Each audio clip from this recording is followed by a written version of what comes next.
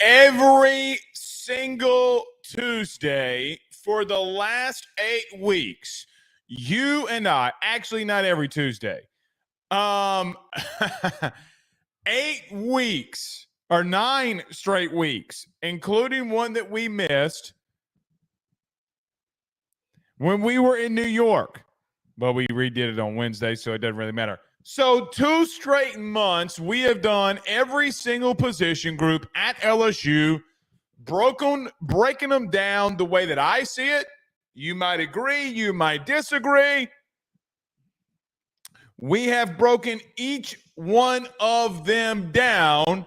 Tonight, we get to one of the last ones. We're going to do tight end last. But tonight, we get to the quarterback room. We get to the quarterback position. Is Garrett Nussmeier going to take that next step? We talked about last week. Could we be doing it tonight? So really looking forward to that. I think that conversation, that QB room conversation, is going to be a really good one because we're not just talking about Nuss. God forbid he goes down. What happens with Ricky Collins, Colin Hurley, and Mr. Swan? So we'll get into that. You know, there's something else that we might have neglected. You know, we've talked a lot about Nuss and not necessarily the depth that is behind him. And quite honestly, you don't really ever want to talk about your QB depth when it comes to potentially your QB1 going down with injury. I will remind you, we were doing that a year ago, saying, well, you know, if Jane Daniels goes down or he underperforms, here comes Nussmeier. I mean, we're pretty good there. And then Jane just went on to win a Heisman. Made a lot of people look stupid. We'll talk about the position group of quarterback here tonight. Something that we have neglected. My fault. I neglected this. We did talk about this in spring to some extent. We did talk about this when these two men were promoted. But we haven't completely dug deep into the offensive coaching staff. We've talked everything and have milked every single ounce out of that heifer of talking about what the defense will do, what the new defensive staff will do. There's nothing else that they can prove, nothing else that you and I can really talk about come Thursday when camp is officially here and we're going to be out there for practice. It's going to be a good episode on Thursday. I want to talk about something because you do have a lot to replace offensively. And there's a lot of things that I think that even on the staff that you are replacing, I say replacing, but Mike Denbrock's exit is a big deal because of the nature. You have guys, 2 first-time play callers in the SEC or in any P4 area taking over in play calling. You have the best unit in the country with your offensive line. How do you utilize them?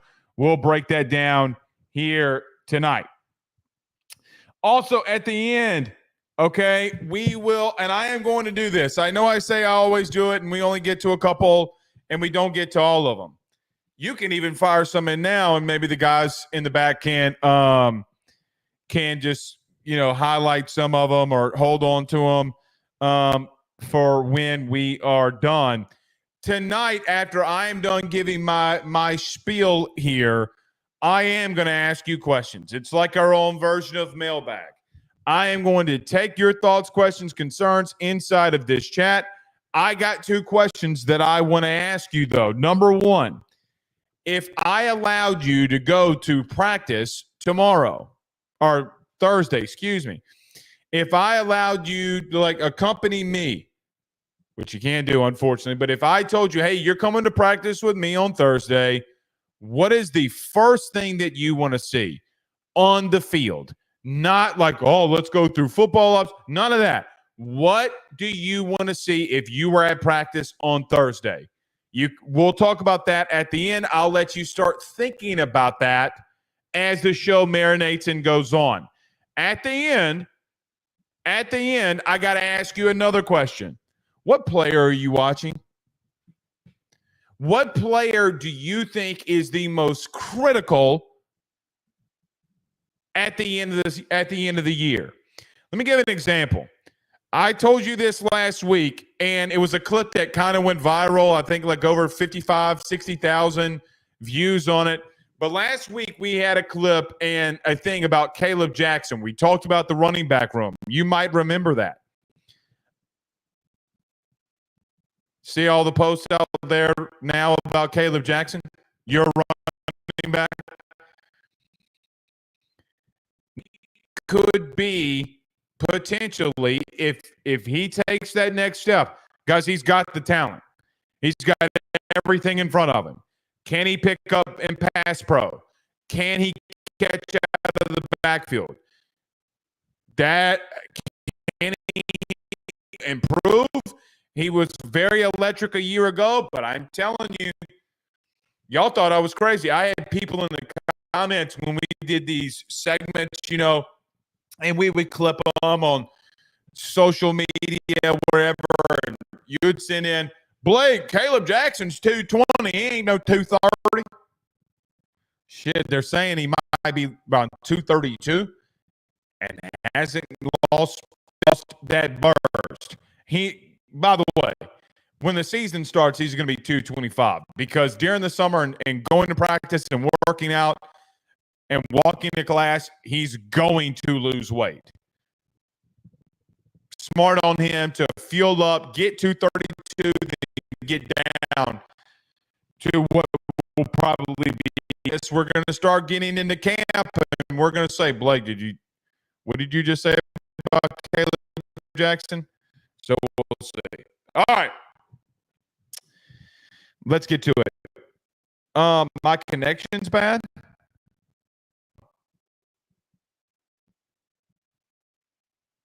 Is it me?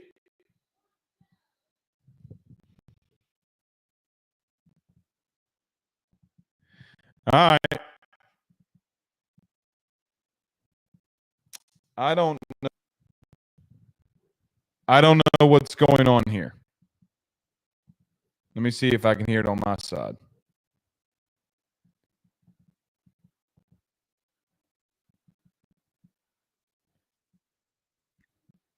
Yeah, I'm not sure. All right, so we'll go to break. Let's do this.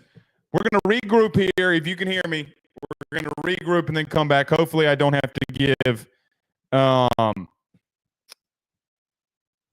a monologue here at the end. I don't know. Let us regroup. We'll take a quick break. BetOnline is the fastest and easiest way for you to wager on all of your favorite sports, contests, events with the first-to-market odds and lines. Find reviews for all the news for each league, including Major League Baseball, NFL, NBA, NHL, combat sports, college sports, esports, and even golf. BetOnline continues to be the top online resource for all of your sports information for live in-game betting, props, and futures. Head on over to BetOnline today and use your mobile device to join and make your first sports bet. Use our promo code BELIEVE50, that's BELIEVE50, BLEAV 50, to receive your 50% off welcome bonus on your first deposit. That's betonline.ag, betonline.ag. He will sell your house and find you a new. Well, Tyler's the man, he's here for you. If you want to buy or sell, well, it's not too late. Dial 955-0008. Just call 955-0008. Y'all call Tyler, he'll shoot you straight. Louisiana is unique. The food, the festivals, even the bugs. No, not mud bugs. Unwanted bugs like these. The ones you don't want crawling in your home or business. Trust the Shield from J&J Exterminating. We've been protecting Louisiana homes for over 50 years, earning the trust of our clients because we deliver what we promise. Protect your home from pests. Get the Shield from J&J Exterminating. J&J Exterminating. Yeah. We're back. I really do hope that we are back here. I am not sure, but it says on our end, unfortunately on our end, I don't know. It's saying that things are fine. That's what the bad thing is. We can't change anything. I'm gonna need you guys to help me out here and see if that is better. I do not know what is going on. So let me do this very quickly one more time. I'm gonna hit a commercial. We're gonna come back just to make sure. All right, give us just a quick second. I'm sorry and apologize for the inconvenience. Stay with us. BetOnline is the fastest and easiest way for you to wager on all of your favorite sports, contests, events with the first-to-market odds and lines. Find reviews for all the news for each league, including Major League Baseball, NFL, NBA, NHL, combat sports, college sports, esports, and even golf. BetOnline continues to be the top online resource for all of your sports information for live in-game betting, props, and futures. Head on over to BetOnline today and use your mobile device to join and make your first sports bet. Use our promo code BELIEVE50, that's BELIEVE50, BLEAV 50, to receive your 50% off welcome bonus on your first deposit. That's betonline.ag, betonline.ag. He will sell your house. Guys, we are having all kinds of difficulties. I apologize. That is on our end somehow, some way. I don't know.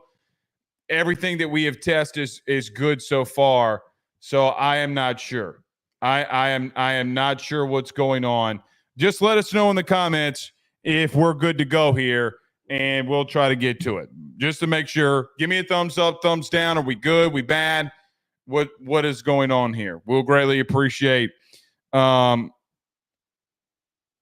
right, we're back. Good. Sounds perfect. We're good to go now. Okay. I apologize for that. It really throws you off, because you're having to do all this crazy shit. And I appreciate you for staying with us. I very, very, very much appreciate you staying with us. We haven't had a technical difficulty in quite some time. Not like this, we haven't. Not like this, we haven't. Glad to know that we are back in business here. Glad to know that we're back in business here. All right. I don't know where I left off. Do us a favor by hitting the like and share. I was unable to say that. If you're on Facebook, share to all those groups, share to all those social media pages. You're watching us, listening to us on YouTube. Like, subscribe, notification bell, wherever you listen to podcasts. Do us a favor by hitting that rate, review, and subscribe. Tonight, we do got a lot to talk about, so I'm going to go back very quickly, very briefly, what I was trying to discuss in the open. We're going to talk about quarterbacks. We have been on an 8-week journey here, guys. 2 months, that we've gone through every single position group. We have 2 left, quarterbacks and tight ends. We'll get to quarterbacks here tonight. We'll also go through the staff, the offensive staff, because we have talked so much about offense, so much about defense. We have neglected some of the things that we need to discuss offensively. We just kind of feel like, hey, they're going to be good, so they're fine. But we need to talk about the staff. And then I'm going to ask you a question. You can actually put this inside the chat now if you need to. At the end of the show, I'm going to start asking you some questions. And I want you to tell me where you're going to go what position group you're going to go see if I were to bring you on practice on Thursday, who is the best or the player that you want to see break out the most, or who is the player you're keeping your eye out on the most. So stick around with us. We'll do our own version of a mailbag question here. Nevertheless, let's get to it. It's not missed on me that I was going to do a Ruffino's Rants. I was really going to do one, but with the technical difficulties, it feels a little stupid to do now, but not necessarily. Did y'all see that 247 Sports came out with the highest ticket prices for college football games this year? You notice how LSU's not on them?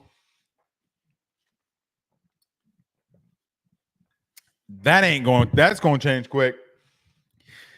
247 Sports came up with their highest ticketed item, our hottest, most expensive ticket to get into a game this year. In their top 20 list, LSU was not one of them. Those tickets are about to skyrocket. You would think USC, LSU, and Vegas would be a very expensive ticket. No, pretty much already sold out here. Was going to go on a little bit of a rant on that, but our internet or something crapped the bed completely. Let's get to it. So, guys, as I mentioned, we've been going through a segment talking about each position group for the last 8 weeks. Tonight, we land on the quarterback position.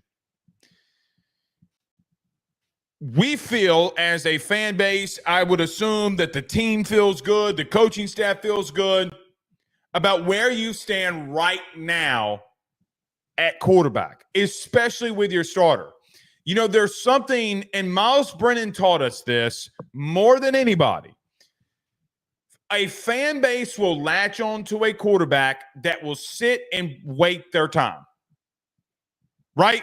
Like, there is no question whatsoever that we will, as a fan base, rally around the guy that wants to be here, very talented. We want them to be great.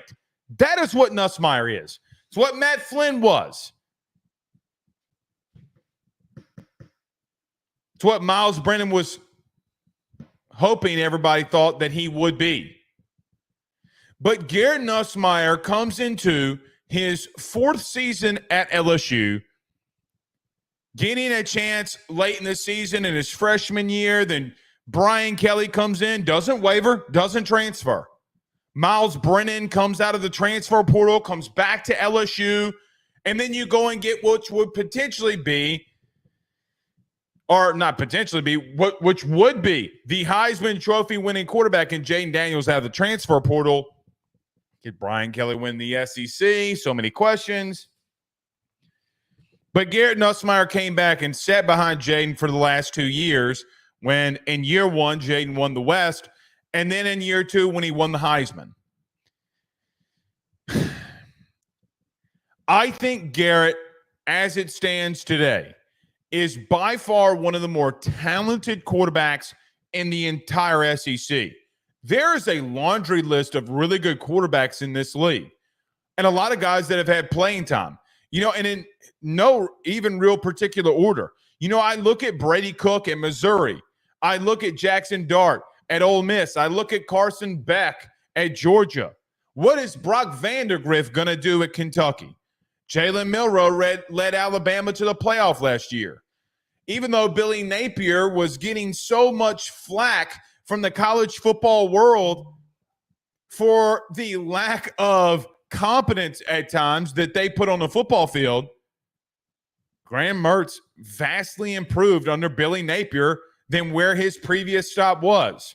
Connor Weigman was one of the top quarterbacks coming out of high school. You know, it's not missed upon me that last year, midway through the season, the conversation about Connor Weigman before he got hurt was not only is he a good quarterback, is he one of the best quarterbacks in the SEC? Nationally, that conversation was being had. What does Taylen Green do at Arkansas with Bobby Petrino coming back? There are so many question marks, so many talking points at quarterback in this league and in this conference. And I've got to be real with you. I feel good where LSU sits with Garrett Nussmeier as their quarterback. Doesn't have experience like the others, has played a ton. And actually, if we're being honest, has been in a game, 2 games of recent note where there were a lot of things on the line when he entered the ball game. You know, LSU in the SEC championship game. Yeah, LSU under Brian Kelly has not played a bigger game, no matter what you want to believe. No bigger game that was more important than an SEC championship game. It's just not true. Now, you could say Bama maybe in 22 was the biggest because you beat them to win the West. I would digress if that would want to be your argument. But Garrett is one of the top dudes in this league. We've seen him grow up in front of our eyes, right? Like, I'm old enough to remember when a lot of you slandered me for saying that and I remember it vividly. You said that I did the same thing to Miles Brennan. Never did. Not like that. I said we got to wait and see. We were right. Garrett Nussmeier, when he went into a game against Southern, wasn't ready. In other games that we saw him, he wasn't ready. There's nothing wrong with that. Nothing wrong with him not being ready to be the starting guy. Sometimes it takes kids time to progress. Jaden Daniels comes to mind. Now, Jaden played a lot more, but Jaden Daniels, Joe Burrow, this place has shown you what giving a quarterback and player patience could benefit to you.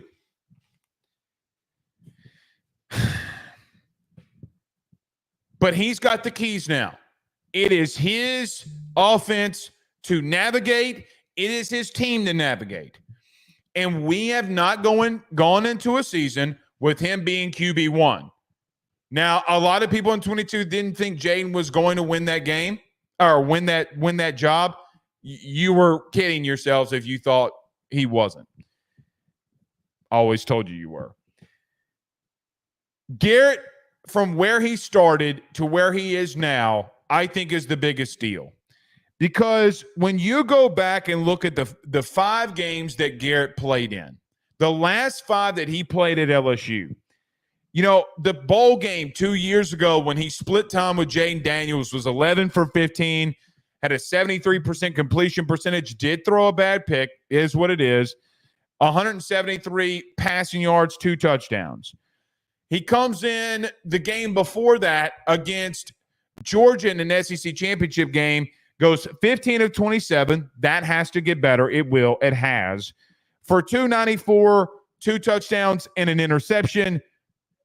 Remember that I said this. Only had 1 sack in that game, or in that half, did Georgia. Army, he was 7 for 12. 89 yards and a touchdown. Bama this past year when he came in, when Jaden Daniels got hit and concussed and the flag should have been called, Garrett comes in off the bench, 5 out of 10, 53 yards and 50% completion percentage. And then his first start against Wisconsin, he was 31 of 45, 395 yards, 68% completion percentage, 3 touchdowns and 1 pick. No sacks. The biggest thing and the biggest question that you have for a guy like Garrett Nussmeier always and will be, is he going to be a better overall quarterback in the sense of the small things that you have to do? You do not have to hit a bomb every single time. There is a lot of good in potentially getting the ball out, checking the ball down, getting the ball to your playmakers, and letting them go to work. There was also a big thing of Garrett not needing to stay so long in the pocket, get the ball out. Look, you're not going to out-athlete a lot of these dudes in this conference. Get the ball out. Don't take sacks. Limit turnovers. Guys, in the last 5 games that we've seen Garrett Nussmeier, he hasn't taken a sack. One of those were a start, and then pretty much a second half versus Alabama, who had 2 really premier pass rushers a year ago. But now that same old line is still there and you are just reloading at that position group, You got a really good offensive line. You hope that that running game really gets rolling this year behind a really good running back to even take more pressure off Garrett, who will be a first-time starter. Doesn't mean that he can't, won't get the job done for you this season at all. But offensively, you have a lot that you have to replace. Again, guys, you legitimately are losing 2 first-round wide receivers. I actually believe personally that you've reloaded there. You've heard me last week. I think that you reloaded there. Don't worry about you got talent on the outside. I am not worried about that. But it is a question mark. How do you replenish? Because I could be wrong. Garrett's got a lot of toys to play with. And going into this season, for me, without question, and I know this is going to be the answer that, Blake's just bailing himself out. There is no player on this team that is more critical than him. Nobody. On how your season wants to go. If he comes out and does a lot of the same things that you saw against Wisconsin, you start saying to yourself, this kid might have a chance. He's going to throw interceptions. He's going to take losses. How much can he mitigate that? How much can he take a step back and say, you know what, man? It's first down. I'm not going to force this into double coverage because we come back in 2nd and 10 and we are behind the best offensive line. Caleb Jackson is to my right. That is going to be the biggest thing for him because the season, the season rides on every quarterback that you have, but you are replacing a lot of things that Jayden Daniels covered up for a year ago. Guys, I will remind you that last year during Ole Miss and Missouri, even in the beginning games against Alabama, of the last 30 drives that Jayden Daniels, or the midway through the season, let me say this again. Midway through the season, when you're playing Missouri, who was a 10-win team, Ole Miss that was a 10-win team, and Alabama that won the conference, 25 of the last 30 possessions in that time frame, Jayden was 25 of 30 in scoring touchdowns. Now, I will say that he had to do it, like Blake, he was a Heisman Trophy winner. Of course he did. Guys, that is ridiculous. That is utterly ridiculous. I think Garrett can do not the same thing that Jayden did, but there is one thing that they do have in common. The thing that they have in common is that they're very much impact players. They have a very, very, very, very high ceiling. You got to raise their floor. Because if Garrett Nussmeier's floor is 2-3 touchdowns, 275 to 300 yards, and you ran the football, if that is his floor, 300, 3-1, guys, you're going to be cooking again. And he has that ability. He has that ability to do it. You saw it against Wisconsin. You've seen it against Georgia. You've seen it against Purdue. Now, Georgia was obviously the best of those teams, and he had a pair of first-round wide receivers that are around him. It really helped him. No doubt. No doubt whatsoever. Offensive line, both of your tackles were freshmen in his premier time that he was here. He is the most critical. Because I know that he's a first-year starter, but how he progresses is going to be what you ride on offensively. Before we go into the season, I want to say this about him because things are going to be said from Thursday to the beginning of the season about how he looks. I could be wrong in this. I don't think he's going to be a Heisman contender. I don't know that. I haven't seen him. I don't know if he's going to be a Heisman contender, but he's going to be good. He's going to be good enough for you. He's not going to Max Johnson this thing. He will not do that. Raise the floor level, and you got yourself a dude. Let's talk about the room as a whole. I made some phone calls last week because Ricky Collins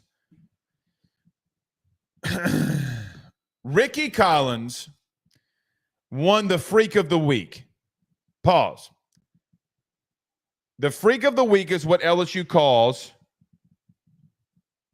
a guy that's had the best week or best couple of weeks or best period of not only lifting, but being a leader, being a good teammate, doing stuff off the field, conditioning.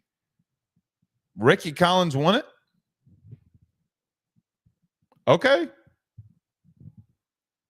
What has Ricky done that where of 105 players that are lifting and working out and are there with you, what did Ricky do that stood out to you? Can Ricky have a big offseason? That is going to be the question mark. Coming out of spring, I thought that A.J. Swann was going to be your number 2 quarterback. But now as we sit here today, I ask myself, is Ricky Collins not number 2? And has he not separated himself? And if he has separated himself, what does that progression look like under Brian Kelly? Stay with me. Guys, I think the biggest thing that gets missed when people talk about Garrett Nussmeier is that Brian Kelly and Joe Sloan were the guys that were here when that development started. You and I cannot say to anybody, or nobody in the college football world can say that they have not seen development from Garrett from playing as a freshman until right now. No one. No one. You've seen the transformation. Is Ricky Collins in that?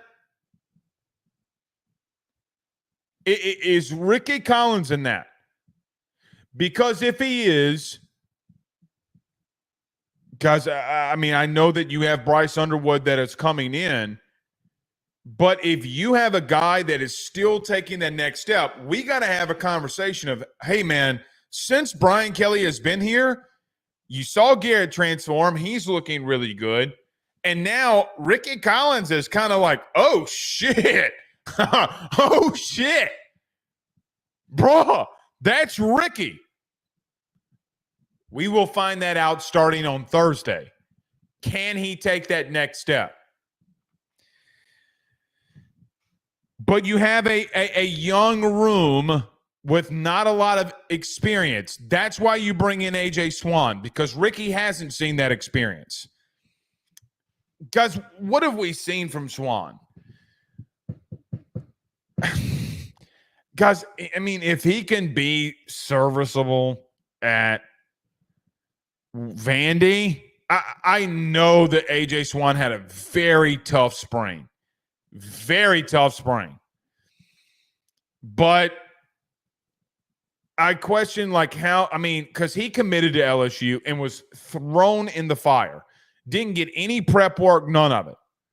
Didn't know any plays, didn't know anybody. I remember when that happened to Jaden Daniels. And then he had a summer, and I'm like,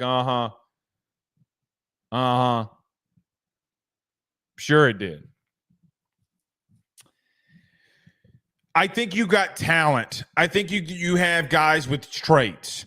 Outside of Nuss, I don't know if you have somebody in that room that can be transcendent or be above average. I don't know that. I do personally, my opinion would be, yes, Ricky Collins could be because of his athleticism and be more than serviceable. But I don't know that because I have not seen Ricky in significant snaps ever. Okay, I've seen him in practice. I've seen him in spring games. You know, like I think of during spring when they were doing 11 on 11 at practice, and Ricky Collins took a shot and hit Shelton Sampson in the back of the end zone. One of the only plays Shelton Sampson made all spring.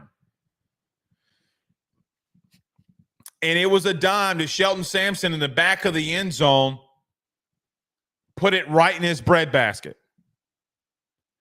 So I look at that room and say, yeah, you got some traits.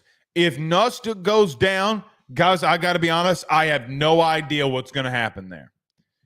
I go into this offseason saying, look, I think Ricky will be ultimately better than A.J. Swann just based off what we've seen. But, man, Swann has a lot of attempts. He has a lot of throws in this conference, and I think that means something. So you have two backups, I would say 2A and 2B, that give or take what you would do until Nussmeier would get back, if he got back, God forbid. Last but not least, Colin Hurley. Guys, I think outside of Garrett Nussmeier, I told you this all spring when I got to see Colin Hurley up close and personal. And it's not close. The 17-year-old quarterback, Colin Hurley, is the second best pure thrower of the football on this team. Not remotely close. I think that him and Nuss are stratospheres above everybody else. Ricky's got some things he's got to work out there. Colin Hurley, guys, looks like a shortstop. Looks like the guy that is the slick second baseman that you see in the league, right? Like just a good defender at second, rangy, big arm, kind of a, shorter guy. Dude is athletic in the pocket. He's 17. And if Colin Hurley is playing significant snaps at LSU next year, we're in big trouble. Very big trouble. So, look, I think that there is a potential that your quarterback room is going to be something that we need to keep our eyes on, even with Nuss, but what's behind him. I can't talk about quarterback, though, without obviously bringing up Bryce Underwood. I mean, you would hope that Nuss comes back next year, like I have no idea what you're going to do when Bryce gets here. And could a Colin Hurley leave now that you can transfer out twice? Does A.J. Swann leave? Does Ricky leave? I mean, guys, Ricky's going to be a junior when Bryce Underwood comes in. A.J. Swann's not getting younger. Are those guys going to want to play somewhere? So, yeah, you would have a Bryce Underwood coming in. He might have to start out of necessity unless you went and got somebody out of the portal. Just saying. So that's it. I think Nuss is going to have a good season. I do think that he's going to show signs of being a first-time quarterback. And I think we're going to have to get over it in growing pains. I've said this the last two times that I've covered this team and quarterbacks. Guys, Jaden Daniels made mistakes. Joe Burrow made mistakes. You got to live with some of them. And you're going to have to live with some of them. I just can see it. I can see it. All right. Let's get to some of these. Colin Hurley looked better than both of them, in my opinion. I mean, look, here's what I'll tell you about Colin. We did not see him in significant snaps at practice. He came into a spring game and threw a touchdown to a guy that was a top 100 recruit, was a 4-star wide receiver against a kid that was a walk-on that has no business being there. A white kid was playing corner when Colin Hurley, if I'm not mistaken. But come on. I like the kid a lot, but come on. Chase Abear with a $9.99 super chat says, Blake, hot take, brother. Braden Swinson goes off this year and makes himself a first or second round pick. Look, if that happens, then you've solved a lot of things defensively. If Braden Swinson works himself into a first round or second round pick, he's going to have more than double-digit sacks, more than double-digit tackles for loss. I would assume that means that Harold Perkins' potential sack production is down. Let me explain. I would think that would mean that they keyed in on him, had a guard tackle get on him, and everybody shades to him and chip blocks him. And Braden Swinson's 101 and just goes off. You need it. Because Kevin Peoples, for what it's worth, I think, what was it? Forgive me of the statistics, okay? But when we talked about the edge group, I found a statistic about Kevin Peoples and the guys that he coaches. At least one guy has double-digit sacks everywhere that he's gone. Arkansas, Missouri, Louisiana Tech, and I think maybe Tulane, maybe. At least one guy had double-digit sacks at the edge. Maybe Tulane wasn't one of them, but maybe Louisiana Tech was. He's had a lot of guys have a lot of high production. If you can't have high production over him when he's at Missouri and at Arkansas, the dude's coached enough. I mean, like, you got enough of a sample size. Is it you or is it him? Because I will tell you, he has shown that he can be productive. That's all I'm saying. All right. Couple more, then we're going to get to some more stuff here. My audio was bad in the beginning. Is it better now? Is it better now? Give me a thumbs up in the chat. Is our audio much better now? I don't see any comments. So hopefully it's good.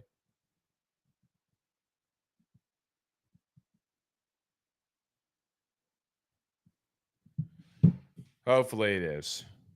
Technical difficulties, man, they don't care. Brandon Reese says, wouldn't be surprised if a couple of those QBs end up transferring. Oh, heavens, yes. Heavens, yes. They're gone pecan. They're gone pecan. You know, like my fat ass trying to hop on a Thanksgiving pecan pie. I almost called it pecan. I've never called it pecan a day in my life. You know, that bitch is gone. Guys, there's going to be somebody that transfers out of here. Gonna happen. I'm actually not a big sweets guy. I think I've told y'all this before. I am a dressing, like turkey dressing fan. Yes. Because we're about to have football season, Thanksgiving, Christmas. Carnivore diet's going to be in trouble, buddy. Yes, indeed. It is. I like Mississippi mud pie, too. Banana pudding. All the great things, man. Sweet potato pie. So you know that your boy's on a diet when that's what I'm thinking about right now. 46 minutes into the show, that's what I'm thinking about. All right.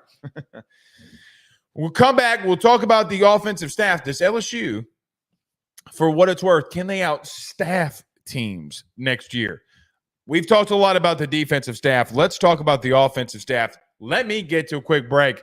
At the end of the show here tonight, I'm going to be asking you questions. So stay with us. We'll do a kind of an Ask Blake mailbag questionnaire here in just a moment. Stay with us. Guys, you might know my good friend Carol Falls and all the great service that he provides over at State Farm. He is your good neighbor after all. But did you know State Farm has surprisingly great rates as well? Along with a great neighbor service, State Farm agent Carol Falls has surprisingly great rates for everyone inside the state of Louisiana. So call him today at 985-395-4300, 985-395-4300 for all of those surprisingly great rates on auto, home, and life insurance needs. Like a good neighbor, State Farm is there, and individual premiums will vary by customer. All applicants subject to the State Farm underwriting requirements. Guys, I want to talk to you about our good friends over the Drake Williams Law Firm and Drake Title Company. Are you facing tough times due to an injury from a car accident, navigating the complexities of divorce, or purchasing a new home? At the Drake Williams Law Firm and Drake Title Company, they understand the challenges you're going through, and they are here to help.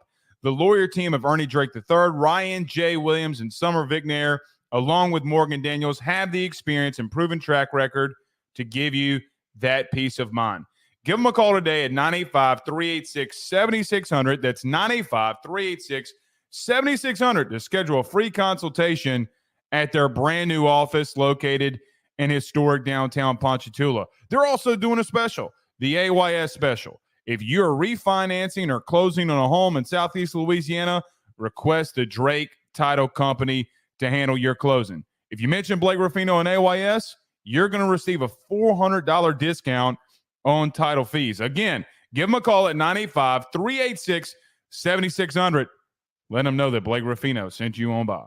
Louisiana is unique. The food, the festivals, even the bugs. No, not mud bugs. Unwanted bugs like these. The ones you don't want crawling in your home or business. Trust the Shield from J&J Exterminating. We've been protecting Louisiana homes for over 50 years, earning the trust of our clients because we deliver what we promise. Protect your home from pests. Get the Shield from J&J Exterminating. J&J Exterminating.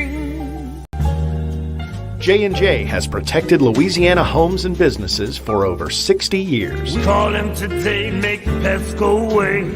J&J Exterminating. Yeah. All right.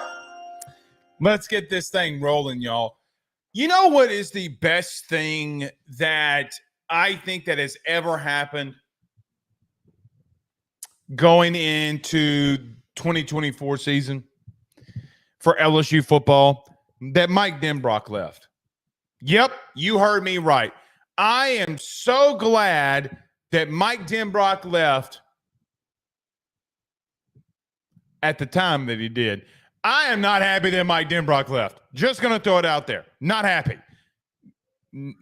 I love Mike Denbrock. I understand the move, family, faith, football. I understand it. I'm glad that Joe Sloan and Cortez Hankton were able to call LSU's last game so that we have somewhat of an idea of what they look like calling plays. What does it look like with Brian Kelly, Joe Sloan, and Cortez Hankton calling plays? Is it going to take a step back? Is it going to take a step forward? What does it look like? We have evidence of it. We have spent all spring and this summer, when we talk about LSU football, specifically talking about what can you do with the defense, what's the interior defensive line going to look like, what is the boundary at corner going to look like? Well, Bo Davis is going to get him, and Corey Raymond's back. We have talked about that ad nauseum. You know what's something that we haven't talked about? Do you know something that just kind of has gotten glanced over during this entire offseason? Not that we don't think about it, not that there's not question marks, but mainly because the defense was just so bad, we don't realize, hey, man, you got a coordinator that you are replacing with a Heisman Trophy winning quarterback that's gone and the 2 first-round picks. The last time that exact thing happened, Ed Orgeron lost to Mississippi State in week 1. Derek Stingley, hours before the game, was nowhere to be – oh, well, they knew where he was, but was nowhere to be found when it comes to being around Death Valley. So, yeah, miss me that when you have 2 guys that have never called plays in the SEC before at least just one time, that there aren't, from a national perspective, question marks about what it's going to look like, unless you get a game like you had in the bowl game where they come in and they call plays and you get an idea of what Joe Sloan's going to come in here and do. Now, things did change during spring. I'm not going to sit here and tell you that the entire offense is going to look exactly like it did when you saw them last. You guys are going to go under center. The running game is going to be a little bit different. They're going to lean on Brad Davis and what he wants to do. We saw in the spring, all spring long, that you know what? If you give Joe Sloan the opportunity in this running game, that they're going to pull Will Campbell and they're going to run a counter, a trap, whatever you want to call it, and they're going to get big-ass Will Campbell in the hole, and Caleb Jackson and all 230 pounds of him is going to be right behind him. Guys, listen, you're going to mess some dudes up this year. This is how I feel. I feel like you are going to mess some people up this year. Now, you know what would be funny? Let me tell you what would be funny. What would be funny is if, hey, man, we went this entire offseason talking about how good the O-line's going to be. It's the best in the country, right? I hope that USC doesn't come out and shock the world. I really don't. I don't think that is going to happen. I really don't. I really, really, really don't. You got 2 first-round dudes. I think you're going to be fine there. Joe Sloan and Cortez Hankton are first-time play callers in the SEC. And it is going to be a question mark. What does Joe Sloan do in a hostile environment on third down? Now, your 2 biggest games, you're really going to be at home. So Ole Miss, place is still loud, though. How do they look like against Alabama in critical third downs? I think that they're going to be fine. And I've told you this. I told you this in January. I'm going to tell you this now. And we even mentioned it somewhat a little bit during the spring. Until a Brian Kelly team offensively shows me that they are not, or that they are taking steps back in reference to where a good offense should be. You know, like, for example, I think of Nick Saban in the later years of his tenure, not last year, but the later years of his tenure, when offense became a big priority for him. Very big priority. You know, I remember Tua Tagovailoa. I remember Jalen Hurts. Guys, those were 2 NFL starting quarterbacks. Jalen Hurts probably should have been a first-rounder. Look at him now. Mac Jones got drafted in the first round. They were good historically on that side of the football. Brian Kelly's going to be a lot of the same, in my opinion. That you're going to have a severe amount of talent. Severe amount of talent. I think things are going to be a little bit different. I don't think the style of attack changes. Being aggressive, wanting to go downfield, wanting to take some shots. They're not going to neglect anything in the passing game. I think that they're going to utilize it in much different ways, very different ways, because of what the personnel that you have. I do think, though, that they're going to line up and run it right at them. One thing that I want to mention that I noticed in the Wisconsin game, I think it's going to be very critical for Brian Kelly to mention to Sloan, to mention to Cortez, hey, man, we can take the game slow if we need to. Get Garrett a 5-yard out route to Mason Taylor. Get him in a rhythm. Let's run the football a little bit. Get into the game, and then let's open wide ass up. You guys, last year, you were balls to the wall 24/7. And you don't have to be like that all the time. You guys, I remind you what 2022 was like. I remind you. And there could be a lot of similarities to that team. A lot of similarities. You're replacing what was a part of your biggest unit a year ago. The number one unit in the nation doesn't have the same coordinator, doesn't have the same quarterback, doesn't have the 2 premier first-round picks. And you're going to have to answer for that. As much faith as I have in you, like I have extreme faith in this team offensively. Completely.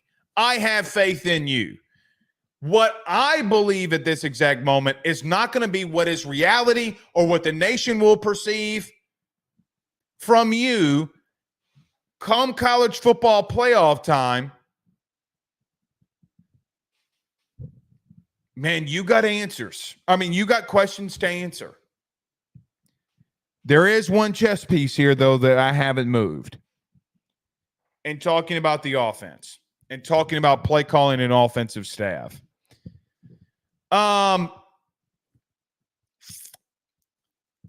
Brian Kelly gets labeled as the CEO so much because he's not or doesn't appear on the sidelines to be very hands-on offensively or defensively. A CEO that can be on both sides of the ball, know what needs to be done, and get it done. I will continue to remind anybody that has not listened to me ever, that dude can be an offensive genius when he wants to be. Brian Kelly still is who he is. This isn't a situation with Les. This isn't a situation with Ed. I think you're in a situation where if it came down to it, if it 1 billion% came down to it, you can do it. And I think he's going to have a lot of input his damn self. A lot of input his damn self. So we'll see. All right. Very quickly, Slade Nagel comes over from Tulane, who was an offensive coordinator at Tulane last year. People at Tulane said, well, Slade Nagel, Slade was all right. He wasn't a great offensive coordinator. He lost his NFL quarterback midway through the year. He ran out there with a piece of butter and some toast and tried to spread the ball around with a dude who can't throw it from me to you. Couldn't do it. There's a lot of faith when it comes to what Slade Nagel sees from an X's and O's point on the field. I think that they're going to lean on him a lot. A lot. It would not shock me completely if Slade Nagel were sitting next to Joe Sloan in the press box. Would not surprise me in the slightest.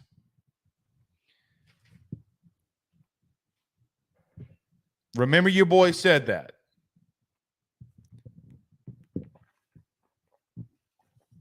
Anyway, Cortez is going to be down the field. He is a great on field, getting things translated, getting guys ready to roll. He's shown at Georgia and LSU that he can be elite there. Speaking of Cortez, he and Joe Sloan alike have shown that they can be very good developers of talent. Time to show that they can go be play callers. Time to go show that they can be play callers. That's where they sit at the current moment. Okay. Oh, and by the way, why am I forgetting Brad Day?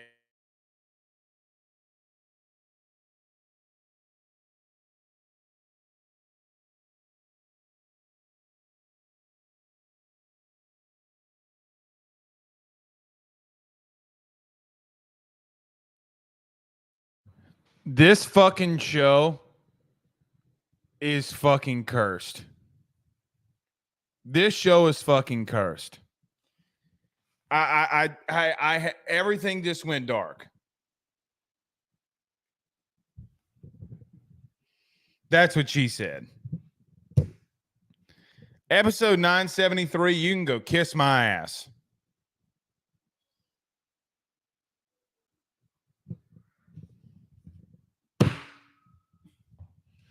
Spectrum, man. Garbage ass business. Get your fucking shit together. All right. Before we get out of here, so I want to ask you a question before we leave, and we end this show that has been very chaotic. Again, I apologize. What was I going to ask you? Shit, so if I granted you the opportunity to accompany me, you can't. I'm just asking. If I gave you the time to come with me to go to practice on Thursday, where's the first place that you're going to look? What on the field do you want to go see? What position group or what player? I want you to give that answer to me inside of the chat. I am going to read as many of them as I can until we get out of here. Give me a reason why. Doesn't have to be a vastly long sentence. I want to see defensive tackles because of this. So I will throw this up there because Spectrum WellCare did a very good job of doing it. Interior defensive lineman, I got to see Gio Paez and JVR Suggs. Yeah, man, I mean, no doubt. And normally, BK does not let us stay for the entirety of day one. He's letting us stay the entirety of day one. The entirety of day one. So we're going to see everything. We are going to see absolutely everything. Cole Adams and David Woodard said, I got to see DB. So does Lance on Facebook. Cornerback to see where we are at on development. Hunter says, linebackers, I'm working on being a coach, and linebackers are my position. How about that? Okay, good one. Good one. Danny Girl says DB because obviously in the punting and kicking game. Unfortunately, when you go out there, they don't show you the special teams, really. You see some stuff, but they don't really show you much. Those guys are out on their own. Go hard or go home says the unit secondary. I want to see how healthy Zy Alexander and J.K. Johnson are in day one. Zy Alexander, I would be shocked, if he is ready to go day one. If he's ready to go day one, then I'm going to be flabbergasted. Flabbergasted. There's a good white word. Flabbergasted. White people will be saying flabbergasted way too much. Way too much. I just said it. DK says the D-line. Brandon Reese says DBs. Hopefully they're not getting beat downfield so much. Yeah. Jaden Burrow on YouTube says, I want to see the D-line has improved. You know what's sad? You know what's very, very, very, very sad? Not one thing has been said about the offense. And I'm glad that we got to talk about that tonight. So glad that we got to talk about that tonight. So, yeah. All right.